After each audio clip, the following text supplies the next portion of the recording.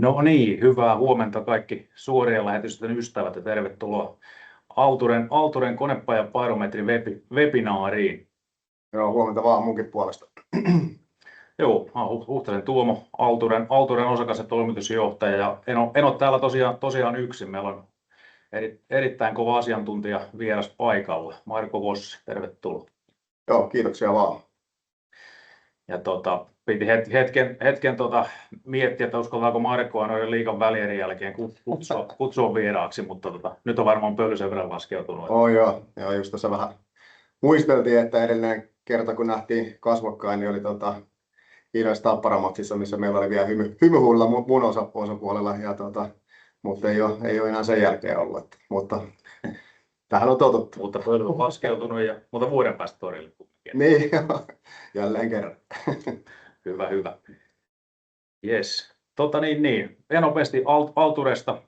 Alture on omistajien, hallituksen ja johdon kumppani eri liiketoiminnan haasteissa. Analyysit, strategia, muutos yritysjärjestelyt. Ja tällä hetkellä tiimin koko on 11 henkeä. 2 uutta analyytikkoa saatiin tuossa rekrytoitua huhtikuussa ja autamme PK-kenttää kasvussa ja kasvun haasteissa. Sitten Marko, jos muutaman sanan kerrot itsestäsi ja Vossi Groupista. Joo, kiitoksia.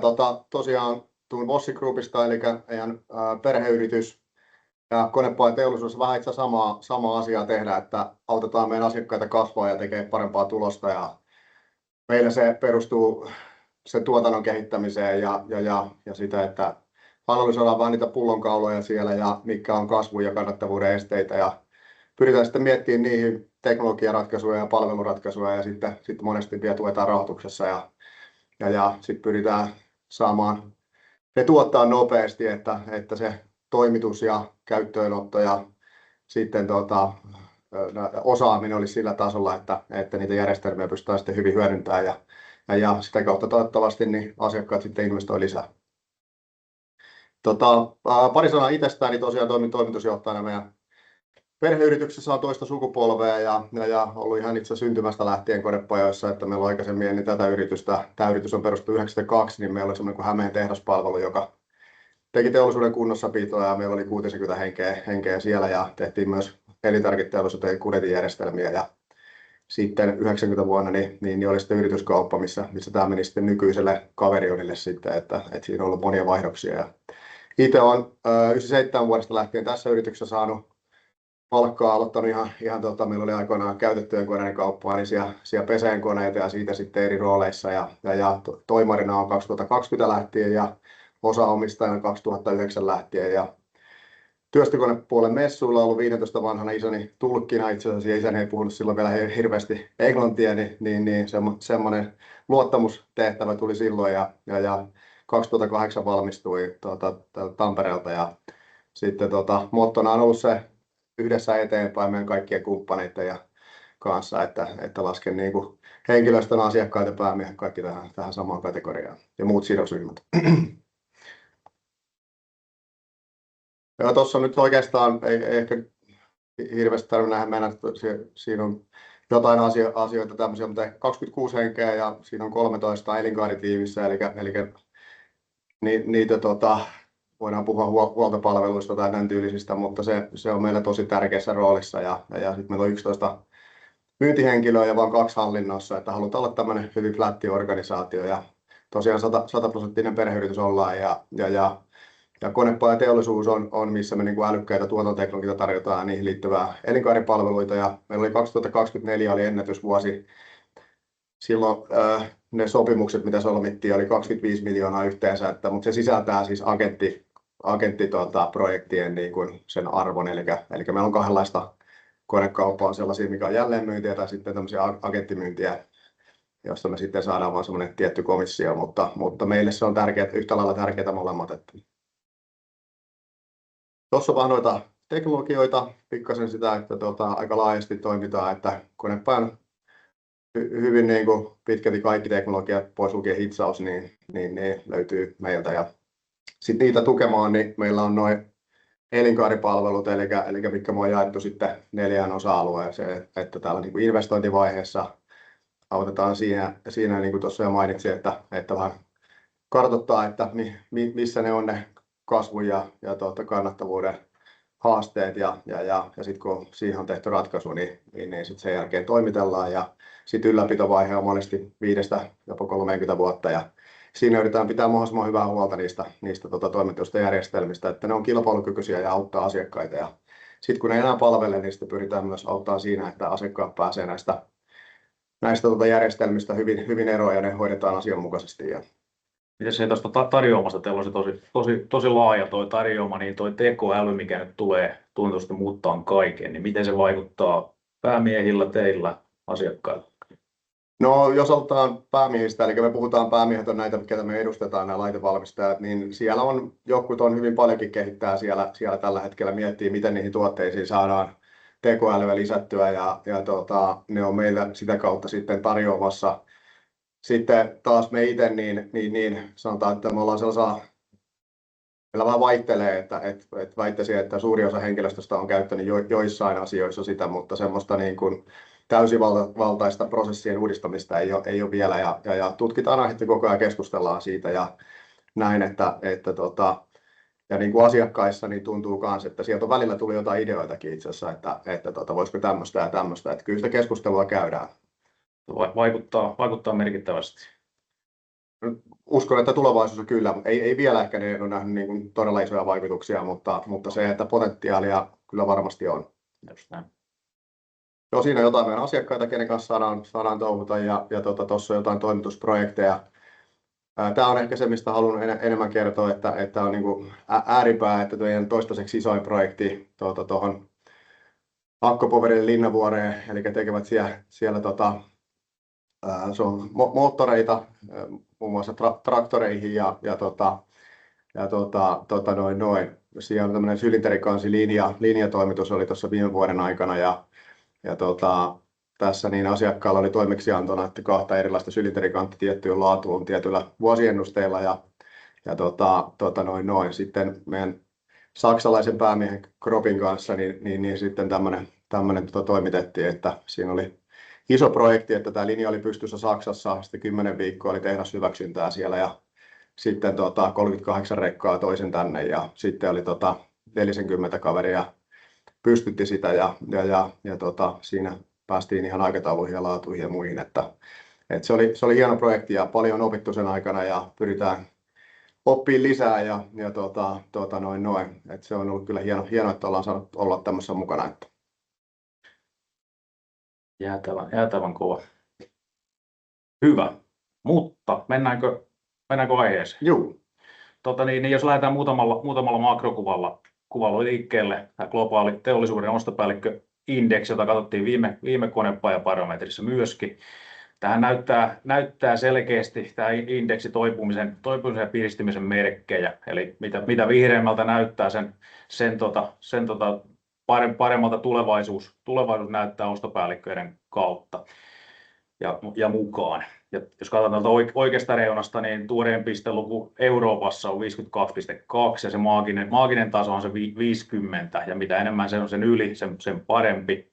Ja nämä luvut on nyt huhtikuun lopun lukuja, eli tässä on nyt Iranin konflikti jo niin kuin mukana muutaman kuukauden ajan ollut vaikuttamassa, eli ei hirveästi ole vaikuttanut tähän luottamukseen oikeastaan missään millään puolella. Eli Euroopassa käytännössä kaikki maat on reippaasti yli 50. Oikeastaan ainoa missä ollaan alle on Espanja, vaikka eräs puoluejohtaja kehotti siitä ottaa Suomessakin mallia, niin ehkä kumminkin pysytään tuolla muissa verrokeissa. Sitten voisi nostaa Yhdysvallat 54, Iso-Britannia 53,6, Japani 55. Eli ollaan niin reippaasti tuolla yli 50. Jos katsoo vähän pitempää kuvaa, niin nämä on korkeimpia lukuja sitten vuoden 2022. Eli kyllä tämä selkeästi näyttää sitä piristymisen merkkiä. Mutta kumminkin huomioon ehkä niin, että mikä tuossa konepajabarometrissakin tulee, että niin kun, jos katsotaan 2014-2022, niin meno oli aika yhdenmukaista eri puolilla, eli oli samansuuntaista kehitystä, mutta sen jälkeen tässä on selkeästi eriytymistä ollut myöskin niin kuin alueellisesti, eli ei kaikki ihan täysin samaan suuntaan mene. Miten Marko näet teidän näkökulmasta, näyttääkö yhtään samalta?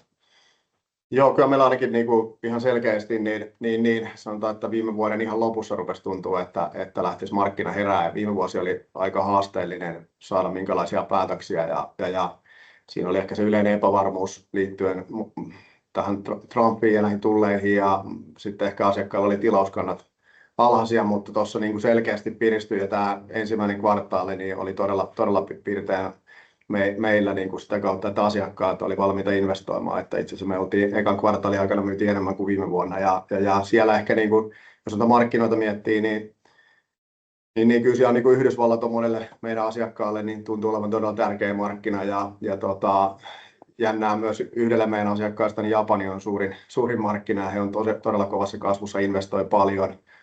Ja mutta sitten ehkä Euroopan sisällä, niin mitä on meidän päämiesten kanssa keskustellut, niin kyllä niin kuin Ranska on ollut sellainen, missä on tapahtuu myös paljon, että tuntuu, että moni maa on edelleen vielä aika rauhallinen ja haasteita tuntuu olevan, mutta Ranskassa on mennyt yllättävän lujaa, että jos niin kuin se ei suorasti meille itselle näy, mutta on kuullut näiden kautta, että se on ollut Euroopassa tietty valopilkku siellä. Että...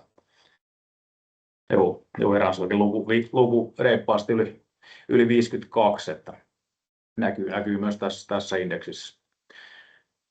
Hyvä. Inflaatio ja tuo yleisinflaatio pikkusen koholla, että huhtikuun luku euroalueella 3, ja tämähän ei ole se pohjainflaatio, mistä toi ruoka ja energia on putsattu pois, se on selkeästi matalampi, mutta pikkusen inflaatio silti koholla, energia- ja öljyn hinnan nousun myötä. Mutta eikä se kiinnostavampaa se, että miten yritykset näkee sen sitten siirtyvän hintoihin, pystytäänkö sitä hinnoittelemaan sinne myyntihintoihin.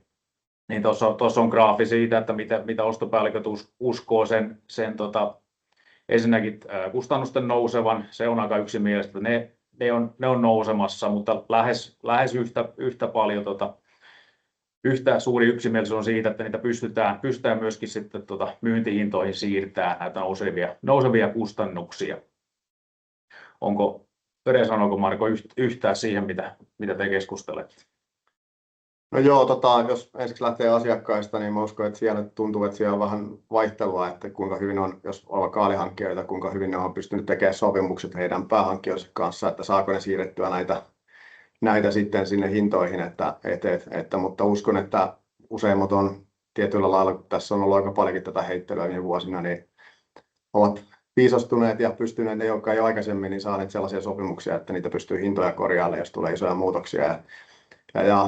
Kyllä tässä niin kuin valitettavasti niin meilläkin on päämiehellä tuossa niin tullut ilmoituksia aika isoistakin korotuksista, että meillä itse taitaa isoin olla yksi päämies ilmoitti 10-20% korotuksia koneiden hintoihin, että johtuen näistä eri käänteistä tässä, että sinällään ei ole niin kuin meillä on aika iso määrä erilaisia päämiehiä ja niin kuin ei ole isolta määrältä ei vielä tullut, mutta joiltakin on tullut ja aika näyttää, että kuinka monella ja onko ne pitkäaikaisia mitä, mutta kyllä niin kuin selkeästi niitä hintapaineita on ollut tässä niin kuin nyt kasvavassa määrin taas noilla ympäri maailmaa. Varmaan on rajuja sektorikohtaisia eroja, että kuka pystyy hintoihin laittaa ja kuka ei. Joo. Miten se korkotaso, se on siellä tasaantunut kohtuumatalalle tasolle ja hirveätä painetta ylöspäin siinä ei ole. Miten näet, niin kun, korkotaso on yksi asia, mutta se rahoituksen saatavuus? No ehkä niin kuin, just toi on ehkä ollut se, että jotenkin tuntuu, että asiakkaille sitä korkotasoa tärkeämpi on ollut se saatavuus, että kyllä ne asiakkaat, keillä on töitä, niin ne tekee niitä investointeja ja mutta se saatavuus on ehkä meidän mielestä pikkusen parantunut tässä tämän vuoden aikana, että tuntuu, että siellä on niin kuin ollut ihan positiivista kehitystä, että se oli jossain kohtaa viime vuonna tuntui, että jos muutenkin investointi oli vähän, niin sitten oli vielä vaikea saada rahoitusta myös erilaiset tukipäätökset kesti hirveän kauan ja tällainen, ne vaikutti myös paljon asioihin. Eli se pankkirin viesti, että hyvin hankkeeseen saa rahaa, niin se voi jopa pitää joskus paikkaansa. No kyllä tuossa onneksi nyt tuntuu, että asiakkaat on saanut monenlaisiin projekteihin rahoitusta. Ja myös näitä tukia nyt on tullut. Ja yksi mun mielestä on hyvä, että sinne puolustusteollisuuteen, mikä on ollut tämmöisiä isoja valopilkkuja, niin sinnekin on omia tukielementtejä asiakkaat saanut. Niin. Erittäin hyvältä kuulostaa. Hyvä, mutta mennään tuon konepajabarometriin. Tosiaan barometrissa analysoidaan kotimaiset konepajayritykset, ja kotimaisella tarkoittaa Helsingin pörssissä listatut konepajayritykset.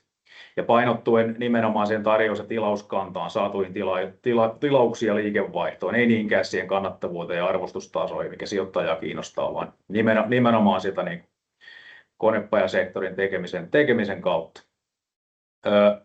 Tilauskehitys, lähdetään siitä liikkeelle. Tässä on saatujen tilausten kehitys vuodesta 2022 lähtien. Tässä verrataan sitä tilausten kehitystä vuoden takaiseen verrattuna. Ja nyt tuo Q1-luku on täsmälleen samalla tasolla kuin tuo vuoden takainen luku. Tässä pitää muistaa se, että se vuoden takainen luku oli kumminkin kohtuullisen vahva. Ja se tuo edellinen tilauskehitys laski 13%, niin siellä on taas sitten vertailukohtaan tuo Valmetin miljarditilausta Brasiliaan. Eli kohtuu vahvat vertailukaudet, ja siinä mielessä näkisin, että tämä on kumminkin kohtuu hyvän näköinen tämä tilauskehitys. Ei nyt ehkä mitään samppanjapulloa kannata vielä avata, mutta niin kuin se on varovaisen positiivinen. Teillä onko Marko näkemykseni? Joo, kyllä se mun mielestä niin kuin tuntuu, että aika lailla tuolla on mennyt tässä tosiaan, niin kuin vähän ehdittiin sunkaan keskustelemaan, niin Suomessa on tietty määrä pörssilistattuja konepajoja, mutta sitten on merkittäviä konepajoja, jotka ei sisällä tai ole pörssiyrityksiä ja sitten aika monet itse asiassa niistä, jotka ei ole listattuja, ainakaan Suomessa, itse asiassa ne voi olla jossain muualla, niin siellä on ollut tosi positiivista kehitystä ja ne ei tavallaan näy tässä, ja sitten näiden pörssilistattujen yrityksien näissä yrityksissä on aika isot erot siitä, että kuinka paljon siitä tuotannosta joko heidän tai heidän alihankintaverkossa tekee Suomessa ja sen vaikuttavuus taas sitten kotimaiseen konepajateollisuuteen, että niin kuin jos tätä käppyrää suorasti katsoo, niin joo, mutta sitten vielä niin se on vielä vähän erilaisempi ehkä sitten, mikä itsellä on se oma niin kuin mielikuva aiheista, että jos tähän vielä niin kuin miettii niitä, mutta se on just näin. Niin ja hyvä esimerkki on varmaan tämä Patrian tuore tilaus. Patria on joo, mun mielestä hyvä esimerkki ja Telakaton esimerkki ja kaivosteollisuudessa on mielenkiintoisia asioita tapahtuu ja siellä on niin kuin monenmoisia, tai niin kuin kaivosteknologiayhtiöissä ja tämmöisiä, että siellä on ja niin kuin energiapuolella on niin kuin APP:tä ja muita vastaavia tämmöisiä, että siellä on monet sellaiset, jotka ei ole tässä, että siellä on mielenkiintoisia liikkeitä sinällään. Just näin. Hyvä. Tuossa on tuo kokonaiskuva. Sitten jos katsotaan yhteenvetoa yrityskohtaisesti, niin siellä rupeaa jo sitten erojakin olemaan aika rajusti.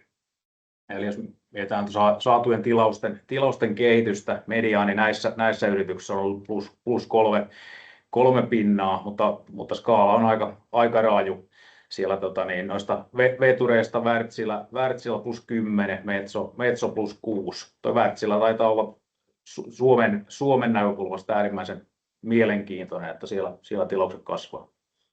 On se oikein niin kuin Wärtsilä ja heidän alihankintaverkosto, niin tuntuu, että siellä on paljon tapahtuu ja eilähän Wärtsilä julkisti sen 90 miljoonan tuotannon kehitysinvestoinnin sinne ja kokonaisvaiennus oli plus 65% suhteessa 2025 tasoon, niin se on hieno signaali ja mun mielestä muutenkin se, mitä on koko ajan kuullut, että Wärtsilä pyrkii hyvin paljon valmistaa itse tai valmistuttaa tässä niin kuin lähialueella asioita, niin se on erittäin hyvä, että se on niin kuin, sanotaan, että niitä yhtiöitä, jotka niin kuin tämän suomalaisen konepajateollisuuteen niin vahvasti uskoo ja näin, että se on ollut kyllä hieno esimerkki.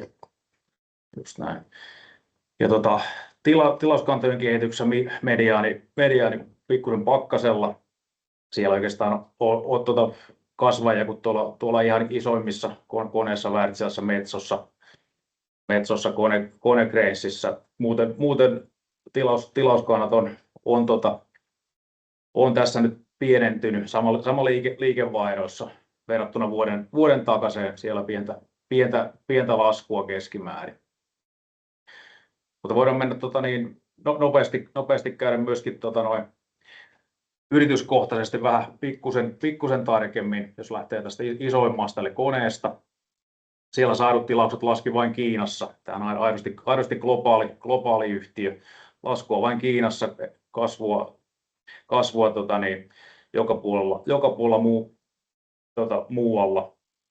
Ja uudisrakentamisessa melko flätti kehitys, mutta sitten huollossa ja modernisoinnissa on sitten jo kasvuakin.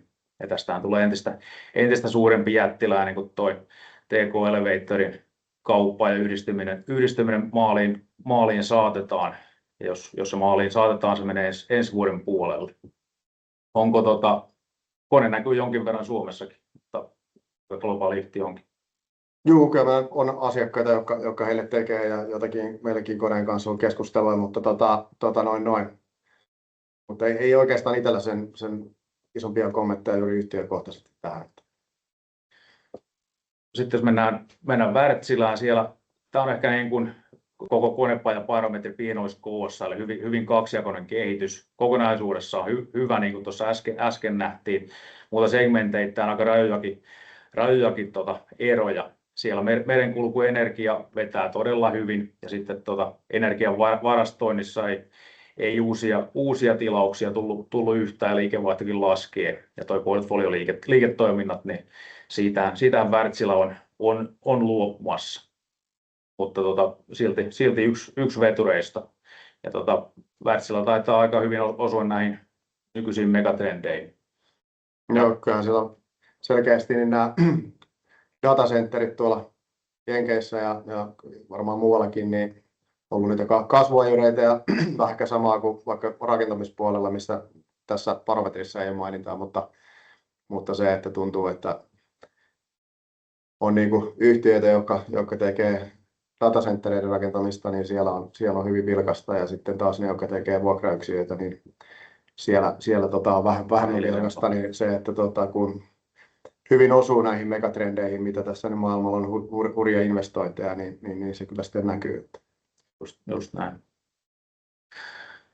Valmet ohjeistaa liikevaihdon pysyvän samalla tasolla. Saaduissa tilauksissa laskua, mutta liikevaihto kasvaa maltillisesti. Ja vähän sama tässä kuin Wärtsilässä, että sektorikohtaisia eroja tässäkin. Että tietysti tässäkin se huomio, että mikä osuu nyt sitten Suomeen ja mikä ei. Mutta taitaa linjoilla olla tästä aiheesta kiinnostuneita myöskin, että miten Valmetilla menee, miten te näette?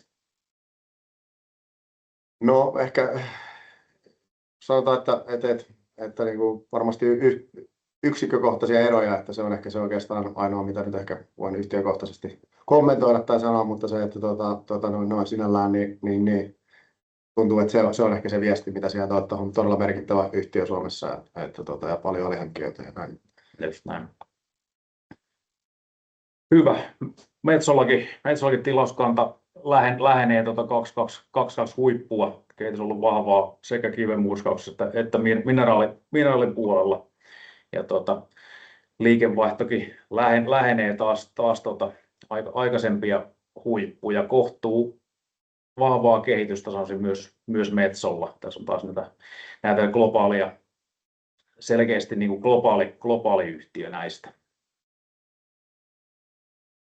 Sitten käydään nopeammin Konecranes tilauskanta kasvaa, mutta kohtuu haastava markkina. Ei ole näkynyt liikevaihdossa vielä ihan täysin.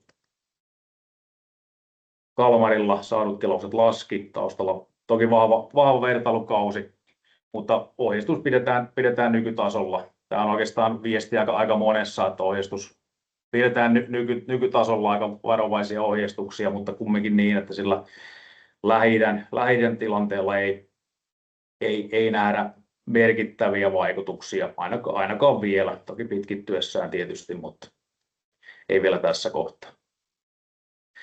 Hiiapilla kehitys melko tasasta, ehkä varovainen huomio siitä, että tilauskanta on kääntynyt kasvuun ensimmäistä kertaa vuoden 2022 jälkeen, eli josko tässä olisi myös Hiiapille käännettä, aika näyttää. No Ponsse, metsäkonemarkkina ollut aika vaikea. Tämä näyttäisi, että varovaisia piristymisen merkkejä. Mitä mieltä Marko? No, toivotaan, että se Ponsse oli todella pitkään semmoinen niin kuin monelle alihankintayrityksellekin tosi iso kasvuveturi ja tällä ei tuntunut, että siellä on ollut suht tasasta tässä pidemmän aikaa, ensin vähän laskua ja sitten sen jälkeen on tasasta mutta toivotaan, että nämä niin kuin, se alkaisi näyttää positiivisemmalta siellä, että se on hurjan hieno yhtiö ja näin, että iso vaikuttavuus Suomessa sillä, että miten Ponssella menee, että he on myös pyrkinyt tosi aktiivisesti kehittää sitä omaa alihankintaverkostonsa, että se on lähellä ja pystyy palvelemaan. Niin. Just näin. Glastonilla kehitys aika mollivoittoista. Tuosta nyt niin piristymisen merkkejä ei tässä kohtaa näe oikein suurennuslasillakaan. Aika heikkoa näyttää toi Glastonin tilanne. Eikä Rautella vähän samantyyppistä, tietysti toi niinku Venäjän tilanne ja sitten toi metsäteollisuus niin painaa Rauteen, ei hirveästi sielläkään olisi sellaisia positiivisia merkkejä. Siellä ohjeistustakin laskettiin juuri alaspäin tämän vuoden osalta.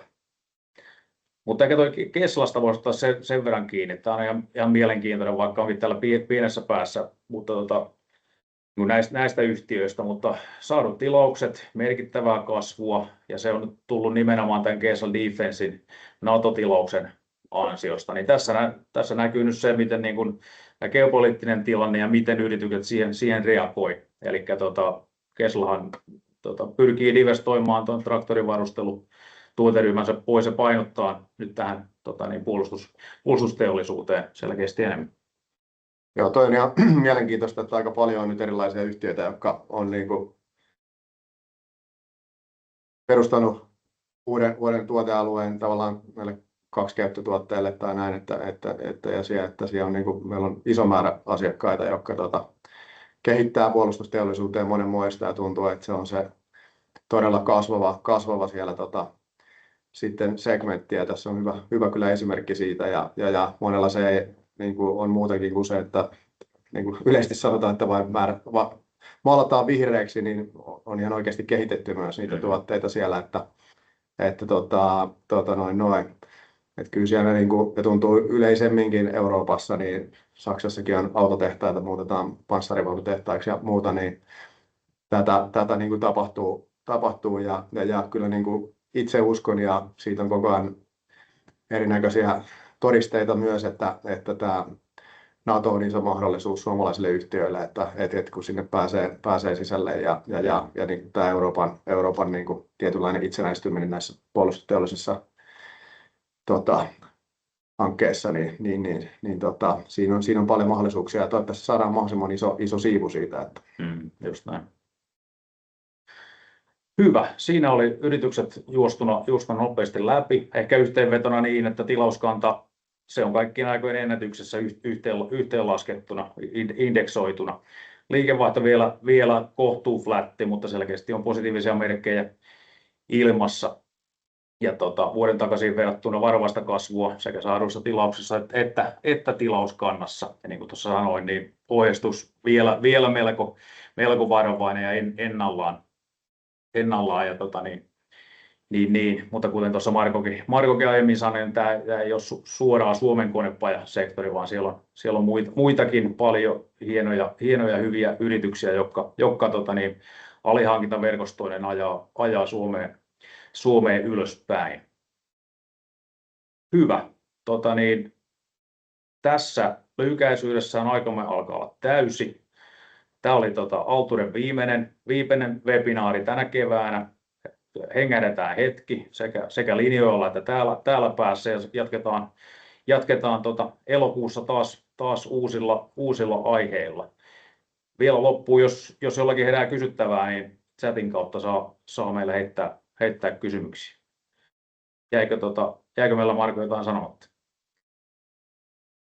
No ei oikeastaan, että tuossa mun mielestä oli ihan hyvin katsaus, että ehkä se nyt oli mitä sanoit, ja että erot on suuret, että kyllä meidänkin asiakkaissa, niin siellä on sellaisia, jotka koko ajan että heillä on aika aggressiiviset kasvustrategiat ollut ja investointeja paljon ja muuta, mutta koko ajan he joutuu päivittämään niitä, koska se kysyntä on niin valtavaa. Mutta sitten on se toinen pää, missä asiakkailla ei oikeasti juuri mitään hommia, että on todella haastavaa, että se on niin kuin jännä tilanne, että siinä välissä on vähemmän, että se on niin kuin joko tai melkein, että mille toimialalle ja mille asiakkaille tehdään tai näin, niin siellä on kyllä niin kuin, että siellä on tosi iso se polarisaatio, että